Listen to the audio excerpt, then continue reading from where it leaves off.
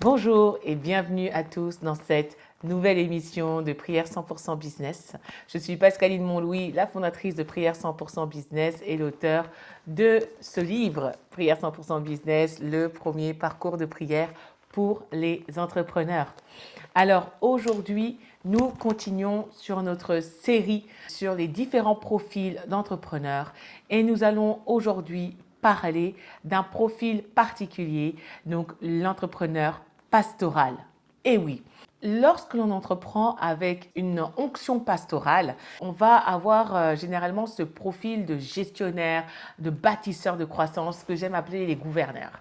Les entrepreneurs pastoraux sont ceux qui vont se distinguer par leur capacité à structurer, organiser, développer des systèmes robustes. Voilà, donc ce sont des personnes qui vont avoir une vision pratique des choses, qui vont avoir une certaine expertise et une rigueur qui vont leur permettre de transformer des ressources limitées en une abondance durable. Si tu te reconnais dans ce profil, reste avec moi. Nous allons maintenant rentrer dans le vif du sujet pour voir quels sont les traits distinctifs de l'entrepreneur pastoral, mais aussi voilà, dans quelle mesure il fonctionne, comment il porte du fruit et quels sont les conseils que je pourrais donner pour qu'il puisse maximiser son potentiel et porter encore plus de fruits dans sa fonction d'entrepreneur. On y va.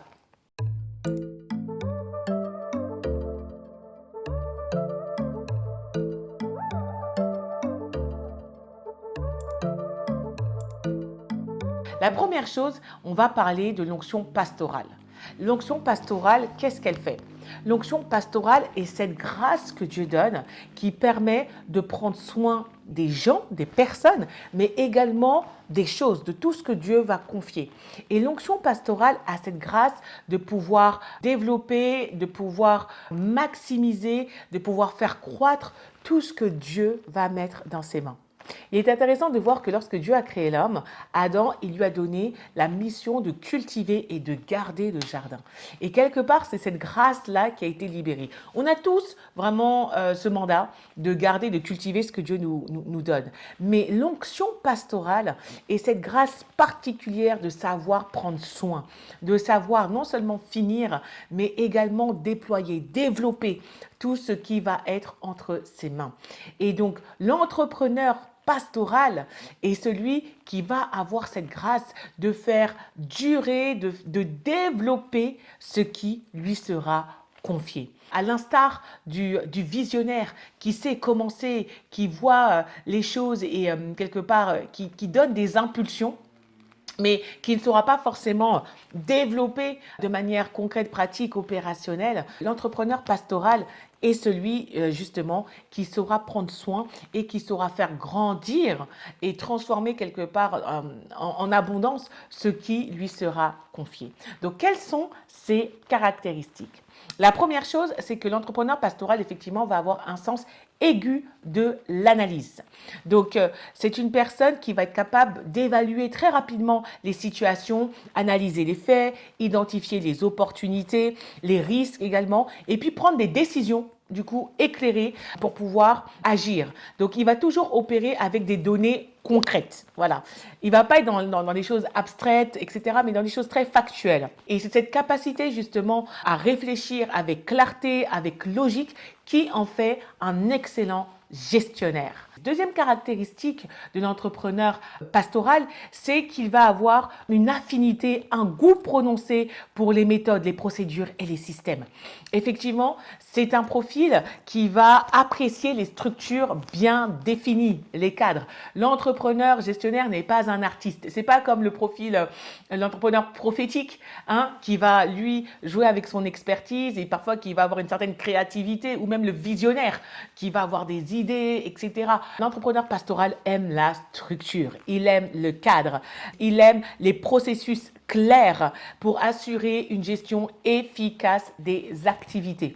Et il va mettre en place justement des systèmes qui vont favoriser la stabilité et la continuité, tout en réduisant à chaque fois les imprévus et l'inefficacité. Troisième caractéristique, c'est que c'est un parfait exécutant. L'entrepreneur pastoral est reconnu pour sa capacité justement à transformer des idées en actions concrètes.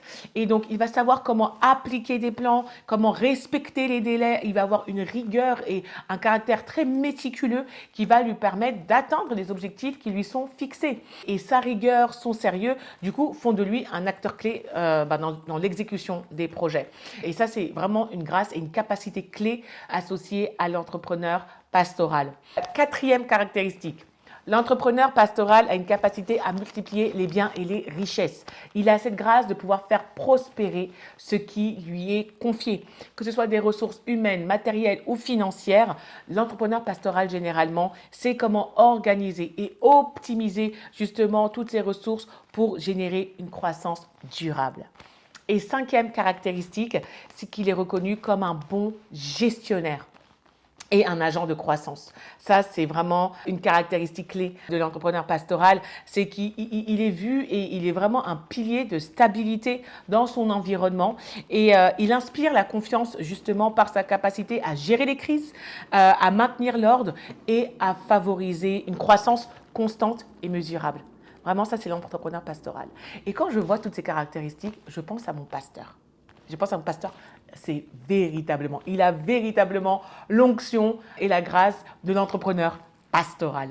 Et attention parce que quand on parle d'onction, vous voyez, tous les pasteurs n'ont pas une onction pastorale. Et c'est là où parfois on se fourvoie et on peut être blessé parce qu'on va se dire, ah bah mon pasteur, c'est le pasteur, ça c'est un titre, quelque part c'est une fonction, mais l'onction n'est pas forcément pastorale. Il y a des pasteurs apostoliques, donc qui sont là pour développer une vision, déployer une vision et poser des fondations. Il y a des pasteurs prophétiques qui vont être là pour libérer les messages de Dieu et quelque part répliquer ce que Dieu veut d'en haut sur la terre. Il y a des pasteurs évangélistes qui vont être là pour répandre la parole, pour propager et qui vont avoir à cœur ce fardeau pour les âmes en fait. Donc le titre de pasteur n'amène pas forcément une onction pastorale et c'est pas tous les pasteurs qui ont cette onction pastorale et qui sont là pour prendre soin des gens et pour développer. Et en fonction de la saison où se trouve l'église ou l'assemblée, Dieu peut envoyer et susciter un pasteur évangéliste, un pasteur docteur. S'il faut que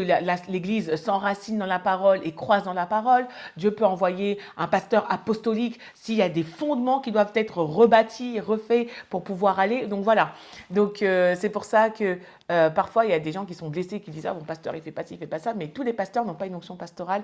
Et Dieu va envoyer aussi les pasteurs avec les onctions qu'il faut en fonction de la saison où se trouve l'Église et la manière dont elle doit croître dans cette saison. C'était une parenthèse. Donc, l'entrepreneur pastoral a toutes ces caractéristiques, du coup. Donc, dans la Bible, quels sont les exemples qu'on va avoir d'entrepreneurs pastoraux, si je puis dire?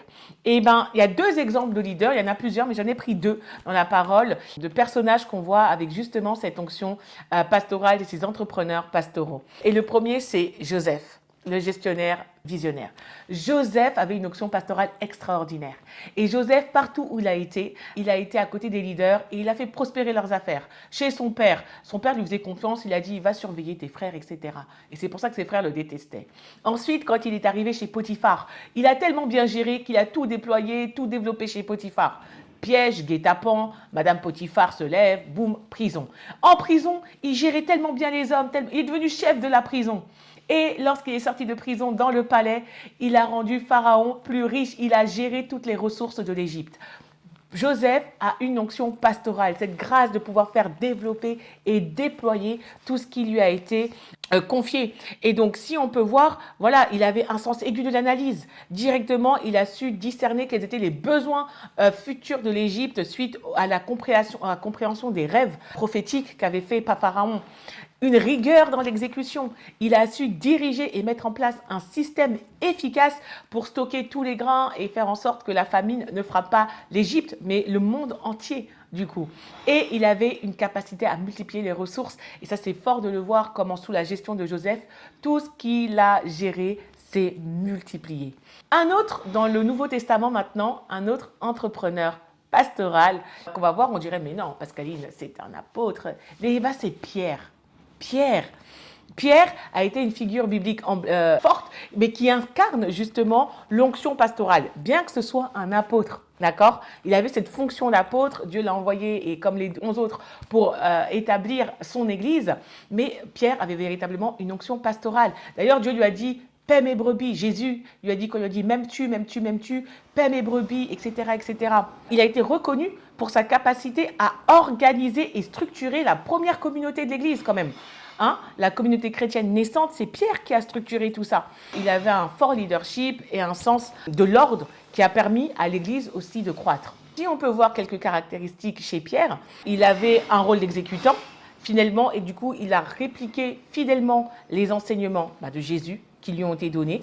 Ensuite, il a su organiser tous les croyants avec des structures pour favoriser l'unité, la croissance. Vous voyez, tous les biens étaient mis en commun, chacun, personne ne manquait de rien. Vraiment, il y avait une parfaite administration des ressources. Et puis, il avait une vision pastorale. Il voulait vraiment prendre soin du bien-être spirituel et pratique des communautés qui grandissaient. Et voilà, donc il y avait vraiment cette gestion. Et si on veut voir l'entrepreneur pastoral à l'image de Pierre, eh ben, ça va être un leader qui va combiner vision, structure et gestion pour bâtir un système solide et durable. Et d'ailleurs, l'Église de Jésus-Christ perdure. Donc, bravo, Pierre.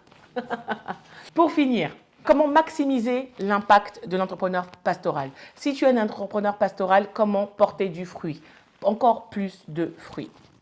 Alors, il y a quatre conseils que je peux te donner. La première chose, c'est apprendre à déléguer. L'entrepreneur pastoral peut avoir parfois tendance à être dans le contrôle. Comme c'est un excellent gestionnaire et il veut suivre tous les process, il peut être dans le contrôle. Et donc, le fait de déléguer, la délégation va être une clé pour lui permettre de se déployer et d'assurer plus de croissance. Le fait de former des équipes compétentes et leur faire confiance va permettre de multiplier les efforts et du coup, les résultats également. Deuxième conseil, c'est de pouvoir allier structure et innovation. Parce que oui, l'entrepreneur pastoral aime les cadres, il aime les systèmes, il aime les process bien établis et donc il ne va pas forcément être dans cette logique de waouh, il ne va pas y avoir forcément beaucoup de fantaisie et il peut être prompt à répliquer des méthodes qui peuvent être vieillottes ou obsolètes. Donc le fait d'être dans l'innovation, de pouvoir travailler avec des profils complémentaires comme des visionnaires ou bien des entrepreneurs prophétiques va justement l'aider à innover et à aller de l'avant. Ça ne va pas toujours être facile parce qu'on est un peu comme des profils opposés. Mais justement, si on arrive à travailler ensemble, ça va être juste extraordinaire. Donc, l'entrepreneur pastoral doit pouvoir travailler avec ses profils complémentaires pour apporter cette innovation qui ne va pas forcément susciter, qui ne va pas sortir de lui-même naturellement. Le troisième conseil, ça va être cultiver une vision long terme. Cultiver une vision long terme. L'entrepreneur pastoral peut être souvent focalisé sur l'efficacité immédiate de quelque chose. Mais parfois, le fait de garder des objectifs à long terme va aider à voir les choses un peu plus loin et pas forcément sur le long terme. Donc, il va falloir parfois prendre du recul pour évaluer la pertinence justement des systèmes et des méthodes qu'on a pour être sûr que ça fonctionne sur le long terme et ne pas s'enfermer dans des choses qui peuvent devenir obsolètes. Quatrième conseil, investir dans le développement personnel. Voilà. Donc, pour continuer à exceller, l'entrepreneur pastoral doit chercher à développer ses compétences, son leadership, que ce soit en communication, en gestion des équipes, pour toujours mieux s'adapter aux défis et maintenir son rôle de pilier dans son entreprise ou dans les organisations dans lesquelles il va être impliqué. Donc voilà, l'entrepreneur pastoral a toutes ces caractéristiques et voilà les conseils pour pouvoir développer le fruit que tu peux porter dans ton entreprise en tant qu'entrepreneur pastoral. Quelles sont tes forces? Voilà, là où résident tes forces, c'est vraiment sur ça qu'il faut capitaliser et j'espère que ces conseils t'aideront également à t'organiser pour toujours porter plus de fruits et assurer la croissance que Dieu te donne la grâce de développer dans le cadre de ton entreprise et des structures là où il te place. En tout cas, je prends le temps de prier pour toi, si tu es un entrepreneur pastoral. Donc, Père, je te bénis dans le nom de Jésus. Et je veux vraiment te remettre, mon frère ou ma sœur, cet entrepreneur pastoral qui regarde maintenant cette vidéo et je te remercie pour la grâce et l'onction que tu as fait reposer sur sa vie. Merci pour tout ce que tu lui as donné. Merci Seigneur, oh Dieu, pour cette capacité à faire prospérer les choses. Et je veux continuer, je veux bénir l'œuvre de ses mains. Te remercier Seigneur, oh Dieu, pour l'œuvre de ses mains, qu'elle soit toujours forte, qu'elle soit affermie pour toujours travailler avec zèle et avec consécration. Je prie dans le nom de Jésus que tu donnes Seigneur à cet entrepreneur les ressources dont il a besoin, que tu mettes Seigneur dans sa main les ressources minimum et qu'il soit toujours conscient de ce qu'il a afin de le multiplier et de l'amener dans cette dimension d'abondance, Seigneur. Et je prie pour qu'également tu puisses l'associer, le connecter avec les bons profils, avec les bonnes personnes, avec les bonnes organisations, les bonnes entreprises pour qu'il puisse toujours porter plus de fruits. Que véritablement cet entrepreneur pastoral, Seigneur, ait un cœur toujours dirigé vers toi et tourné vers la croissance de ton royaume. Et que la grâce que tu lui as faite, qu'il puisse vraiment la libérer dans la vie d'autres, qu'il puisse la libérer, Seigneur, dans d'autres entreprises. Jésus, qu'il puisse voir tellement beaucoup plus loin que sa seule personne, mais qu'il puisse toujours avoir en tête la croissance de ton royaume, l'expansion de ton royaume, au nom de Jésus-Christ.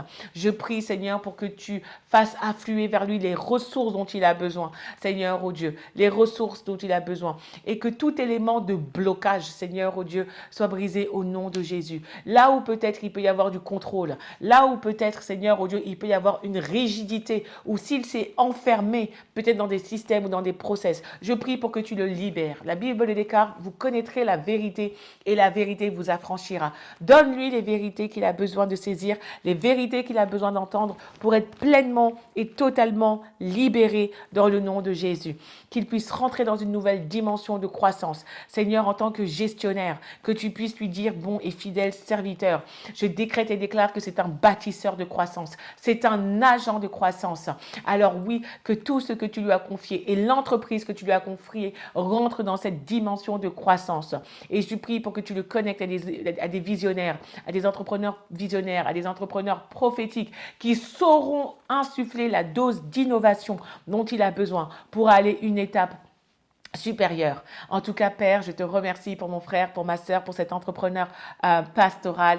Je prie pour qu'il soit abondamment béni et que tu te glorifies pleinement au travers de son entreprise et la croissance de celle-ci. C'est à toi que nous attribuons cette gloire-là. C'est à toi que nous attribuons la gloire de cette expansion. Et je te remercie, oui, pour l'agent que tu as suscité en mon frère ou ma sœur entrepreneur pastoral. Que toute la gloire te soit rendue, Seigneur, et merci pour l'œuvre de puissance que tu vas encore faire dans sa vie et dans son entreprise, au nom de Jésus. Amen. Amen, amen, amen. Eh bien, écoute, merci d'avoir suivi cette vidéo, merci d'avoir été avec moi. J'espère que ce profil t'a parlé. Si tu te reconnais dans ce profil, mets-nous un commentaire, dis-nous vraiment ce qui t'a parlé et ce qui résonne en toi en tant qu'entrepreneur pastoral. Si tu veux aller plus loin, en savoir plus sur l'entrepreneur pastoral, le type de métier, des qualités, des choses comme ça qui reviennent, je t'invite à regarder l'enseignement complet avec tous les autres profils également qui est sur notre plateforme. Profil spirituel d'entrepreneur et onction. Donc, tu verras l'enseignement dans sa globalité et je crois que Dieu te donnera des clés justement pour aller plus loin et porter encore plus de fruits en tant qu'entrepreneur pastoral. En tout cas, que Dieu te bénisse et à très bientôt. Bye bye.